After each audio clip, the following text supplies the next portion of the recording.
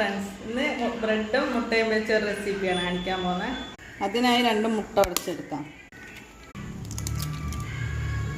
അല്പം പച്ചമുളക്, അല്പം ഉള്ളി, ആവശ്യത്തിന് ഉപ്പ് ചേർത്ത് കൊടുക്കാം.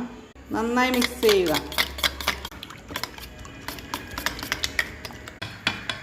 അല്പം എണ്ണ വരട്ടാം. അതായ പാത്രത്തിലേക്ക് മുട്ട മിക്സ് ചെയ്ത് ഒഴിച്ചു കൊടുക്കാം.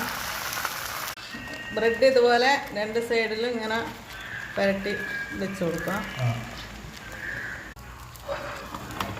2 സൈഡ് ഇതുപോലെ മടക്കിയെടുക്കുക.